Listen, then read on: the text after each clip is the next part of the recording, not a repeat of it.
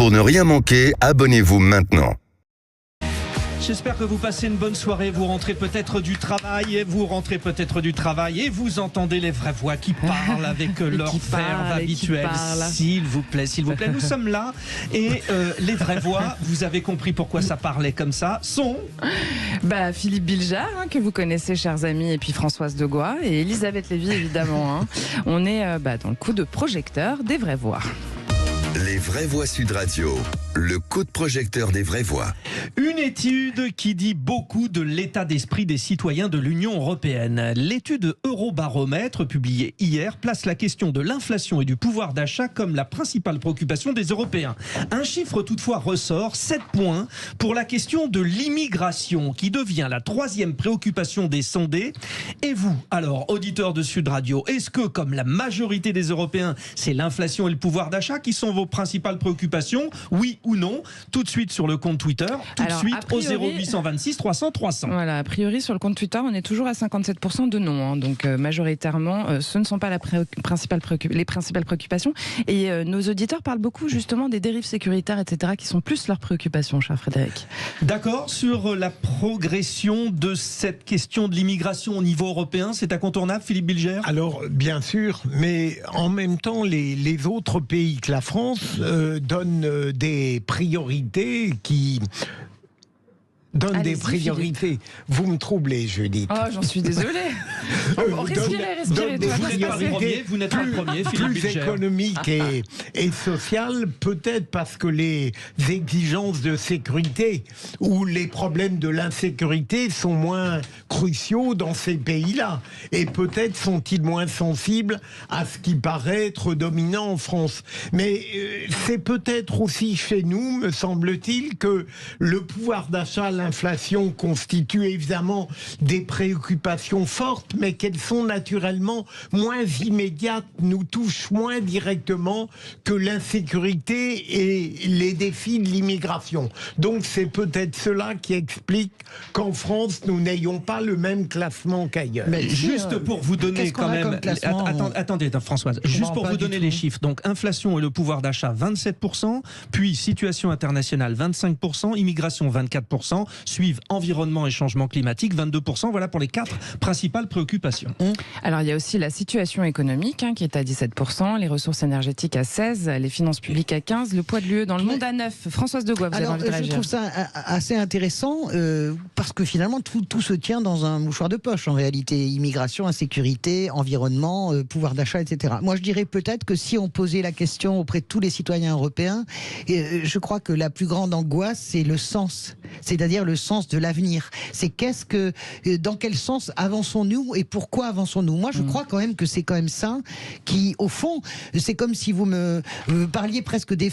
Bien sûr, il y a la réalité du pouvoir d'achat, etc. Mais la crise profonde, à mon avis, la crise profonde est une crise de sens. Qu'est-ce qu'on fait ensemble en France? Qu'est-ce que c'est qu'une nation? Comment est-ce qu'on fait nation ensemble? Mais c'est une question qui se pose aussi en Italie. Vous savez que je vis entre la France et l'Italie. D'où peut-être la question de l'immigration aussi, parce que...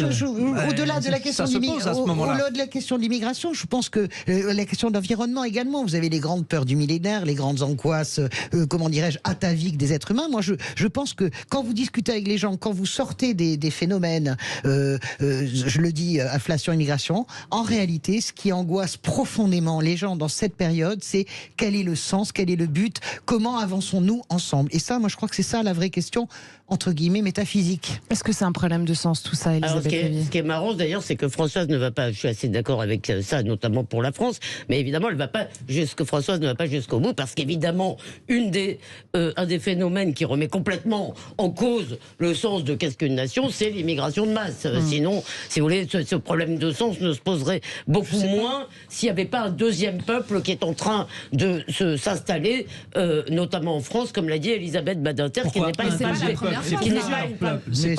Ça veut dire quoi un deuxième peuple? Je vais vous expliquer, mais est-ce que je peux vous expliquer? Est-ce que je peux vous poser la question? Oui, mais maintenant que vous me l'avez posé, je vais vous répondre. C'est génial. Génial. Elle est gentille, c'est bien mon repas en plus. Donc, Elisabeth Badinter a dit qu'en France, il y avait un deuxième peuple, si vous voulez, qui est constitué par des gens qui ne se sentent pas français, qui sont pour une partie des musulmans, si vous voulez, qui étaient en train de se constituer avec une autre culture, un autre rapport à l'ordre public ou un autre rapport à la nation. Et, si vous voulez, c'est ce que nous voyons tous les jours et que nous avons vu pendant ces émeutes. Alors moi, ce qui me frappe, si vous voulez, c'est que ça fait 10 ans à peu près que les journalistes sont très soulagés à chaque fois que des sondages nous disent en fait, c'est pas du tout l'immigration, la sécurité, etc. Ce qui intéresse les gens, c'est ce mot affreux d'ailleurs. Excusez-moi, je suis journaliste, j'ai ma carte de presse, je me sens pas concerné par ce que vous dites. non, Alors, des journalistes. Ça fait... Écoutez... Est-ce que je peux aller au bout? Parce que je vous assure, c'est difficile. Mais oui, mais vous répondrez après. Vous n'interrompez personne, moi vous m'interrompez à chaque phrase. J'arrive pas à avoir un raisonnement. C'est très intéressant ce que vous dites. J'arrive pas. Bon, écoutez, j'arrive pas à se tenir un raisonnement comme ça, je vous le dis franchement. Donc, on va y arriver. Bon. Allez-y. Non, mais je vous assure, j'arrive pas à parler comme ça. Ne criez pas. Voilà, laissez-moi finir. Merci. Bon. Donc, ça fait des années que beaucoup de médias nous disent que c'est génial parce que la grande peur des Français, peur légitime, c'est le chômage et le pouvoir d'achat. Or, si vous voulez, ce que je crois moi, c'est qu'en fait, il y a des questions qui sont collectives, qui tiennent, comme l'a dit Françoise, au sens de ce qu'est le collectif, comme l'immigration, la sécurité, etc., au sens du vivre ensemble. Et il y a des questions qui touchent chacun individuellement. Et je crois que passer son temps à opposer les unes aux autres, c'est absurde, parce que nous sommes les deux à la fois. Nous nous nourrissons pas que de pain. Merci à tous les trois. Non, mais c'est pour ça que ça se tient, c'est ce que je disais, dans un mouchoir de poche en réalité. Sûr. Donc voilà. On va faire réagir notre auditrice, Maude, qui nous appelle de Seine-Saint-Denis. Maude, on vous écoute. Alors, je rappelle quand même la question pour nos auditeurs. L'étude Eurobaromètre est sortie. Comme la majorité des Européens, l'inflation et le pouvoir d'achat sont-elles vos principales préoccupations? Alors, Maude, votre principale préoccupation, c'est? Non, moi, c'est pas ma principale préoccupation. Qu'est-ce que c'est votre principale préoccupation, vous? C'est l'état de la France, en fait. Les droits sociaux qui sont remis en cause. C'est tout ça, moi, en fait, qui m'inquiète. C'est qu'aujourd'hui, on a un État qui ne travaille pas pour le peuple français. Voilà. Et il travaille, je dirais même parfois contre. Regardez la réforme des retraites et tout ça. Quand j'entends, vous savez, quand j'entends parfois que la sécurité sociale c'est gratuit, mais ça me fait bondir. Mais depuis quand c'est gratuit? Qui c'est qui paye pour ça? Quand je vois nos infrastructures sur lesquelles nos parents ont cotisé, qui sont vendues, bradées. Enfin, moi c'est ça qui m'inquiète. Alors pourtant les retraites, ça fait partie de la catégorie finances publiques qui est à 15%. Voilà. Mais bon, les retraites c'est quand même à 4% dans la liste, donc c'est beaucoup plus bas dans les préoccupations des Français bizarrement. Non, mais elle en parle en termes, je trouve que des Européens, les droits des les droits sociaux. Maud a parlé des droits sociaux, elle n'a pas parlé de la retraite en termes financiers. La réforme du chômage, la réforme de la sécurité sociale à venir. Oui, ce qui va nous tomber dessus aussi sur la réforme à J-Carco. Allez-y, Maud. Moi, je veux bien les réformes, mais j'en ai marre qu'on fasse des réformes et que ce soit moi, non seulement qui paye les réformes, qui suis de moins en moins bien remboursée, alors que moi, je cotise depuis que je bosse. Et l'État, elles sont où les réformes de l'État? Elles sont où les réformes, des vraies réformes du service public?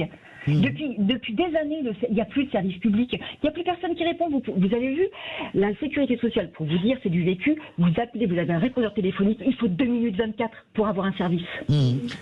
Ça, c'est une constatation. Alors, pour aller dans votre sens, Maude, et pour coller à cette enquête Eurobaromètre, il se trouve que les Français sont les plus défaitistes sur l'avenir de l'Europe. Les sondés français sont à 48%, à se dire seulement 48%, à se dire optimistes. Est-ce que finalement, Philippe Bilger, comme le dit Maude, la préoccupation des Français, elle n'est pas à l'échelle européenne, elle est déjà à l'échelle française? Justement, je voulais demander à Maude, puisqu'elle abordait un peu ce problème, si elle appartient à cette catégorie de Français qui considèrent qu'ils payent trop d'impôts au regard de la déficience des services publics. J'ai entendu très souvent un argument qui ne me paraît pas complètement absurde. On est prêt à payer des impôts, mais on voudrait que des services publics au regard de ces impôts marchent bien. Est-ce que vous êtes dans cette ligne-là, Maude? Alors, moi, je n'estime pas payer trop d'impôts. De toute façon, je trouve non, parce que ces impôts, ils sont nécessaires. Par contre, ce que je trouve... je ne paye pas 50 millions d'impôts non plus, mais ce que j'aimerais bien, c'est que mon argent soit investi correctement par l'État pour moi, enfin pour nous, pour tout le monde. C'est tout. Je voudrais juste que l'argent que nous donnons, que nous cotisons dans la taxe, la TVA, etc., eh bien, il soit investi pour nous. Moi, je veux bien faire des réformes, mais c'est avec mon argent qu'on fait des réformes. Non, mais vous savez combien ça va coûter quand on va faire France Travail? Rien que le changement de logo. Vous n'avez pas vu, enfin, excusez-moi, mais je vous parle quand même quelque chose. Regardez, il n'y a pas longtemps, il y a eu la journée de l'aide à domicile qui date du 17 mars. Je ne sais pas si vous avez vu la campagne, mais c'est scandaleux de se dire qu'il y a un cabinet qui a fait ça, parce que moi, je fais mieux de mon petit côté. Hein. Voilà, moi, c'est ça qui me fait bondir. C'est que je vois que mon argent est très mal employé. Et ça rejoint, Maud, et ça rejoint la question que soulevait Françoise Degois. Vous nous dites, Françoise, et puis vous aussi au 0826 300 300, vous nous appelez, mais Françoise, faire un sens, avoir un sens à notre vie collective, c'est aussi avoir... Bien sûr, mais c'est pas un sens au sens où tout doit être dans l'ordre, la justice. Bien sûr que l'ordre et la justice, mais dans la justice sociale, je pense, et dans la dignité de la vie. Je trouve assez intéressant votre idée et ce que dit ce sondage sur les Français qui seraient plus pessimistes. Mais je crois aussi que ce pays n'est pas épargné depuis des années par les crises. Je pense que quand on est un pays qui a vécu en janvier Charlie, qui a vécu en novembre Bataclan, qui vit des crises sociales et qui en plus de ça est dans une sorte d'absurdie, comment dirais-je, politique, qui depuis 10 ans, c'est-à-dire 2 élections, met la moitié de ce pays dans l'obligation de voter forcément pour un dirigeant qu'il n'aime pas parce qu'il considère que l'autre candidat est plus dangereux. Vous comprenez que nous avons aussi dans ce pays des frustrations quand ce dirigeant ne tient pas à ses promesses, d'ailleurs il n'en a pas fait, mais ne tient pas à la promesse en tout cas qu'il portait de réformer, et que en réalité nous sommes dans quelque chose où tous les droits sociaux sont attaqués. Bien sûr que la France, alors effectivement, et les émeutes, je vous parle même pas des émeutes, les images que ça renvoie, la crise des gilets jaunes, je crois que ce pays n'est pas épargné par les convulsions, mais moi je dirais que c'est une spécialité française. La France convulse et après elle recrée, donc je ne m'inquiète pas du tout pour la France, mais il faut comprendre aussi le point de vue des Français. C'est pas marrant en ce moment, hein, voilà. Alors est-ce que je peux quand même dire un mot et casser un peu l'ambiance, parce que si vous voulez, moi je comprends qu'on dise, je suis assez d'accord avec Maud sur la réforme de l'État, c'est-à-dire qu'avec le même dans le fond, probablement avec les mêmes moyens, on pourrait probablement faire de grandes économies en éliminant les gabegies, les doublons, tout ce que vous voulez. Bon, ça, je suis d'accord. En revanche, si vous voulez, il y a quelque chose qui me frappe, c'est que beaucoup de Français, disons, trouvent qu'ils payent trop d'impôts, oui, qu'ils n'ont pas assez de prestations. Est-ce que quelqu'un se demande comment nous faisons pour ne pas être comme la Grèce aujourd'hui? Si les Allemands ne garantissaient pas nos emprunts, nous serions la Grèce. Est-ce que quelqu'un a dans l'idée, à un moment, si vous voulez, puisqu'on parle de la collectivité, de l'état réel des finances de la France? Ça tombe bien, et j'ajoute un mot. Allez-y, parce qu'on a un auditeur qui attend. Oui, mais j'ajoute une phrase qui est que, c'est un chiffre qui m'a beaucoup frappé, Nicolas Bavrez avait fait un calcul qui me paraissait très convaincant, disant que la France produit aujourd'hui 23% des biens manufacturés qu'elle consomme. Nous avons une économie de consommation financée à crédit. Eh bien, excusez-moi, je trouve que là, on commence... Vraiment, ça commence à être grave. Vous parlez des impôts, ça tombe bien. Philippe, notre auditeur qui nous appelle de Montpellier dans l'Hérault, a envie de réagir justement sur ce sujet. Bonjour Philippe. Principale préoccupation, c'est ça pour vous, les impôts, Philippe? Bon, alors, bonjour à tout le monde. Bonjour. Donc, j'ai de la chance d'avoir un salaire qui est convenable, je ne me plains pas. Je paye beaucoup d'impôts, donc quelque part c'est positif, mais à l'inverse, la façon dont je vois comment mon argent est utilisé, voire très mal géré, et puis de vous à moi, l'État, si c'était une boîte privée, il y a longtemps qu'on aurait fermé l'État français. Donc c'est là où moi ça me gêne vraiment beaucoup. Parce que si les dirigeants dirigeaient ma boîte, je pense qu'on aurait fermé la boîte et il y aurait plein de salariés au chômage. C'est ça qui me gêne énormément en fait. Quand on parle, Philippe, Philippe, quand on parle de cette étude qui est à l'échelle européenne, vous dites que dans un premier temps, on se pose nos problèmes français avant de se poser les problèmes européens. C'est plus important pour vous? Je pense oui. Il faut peut-être déjà balayer devant sa porte avant de commencer à balayer la porte des autres aussi.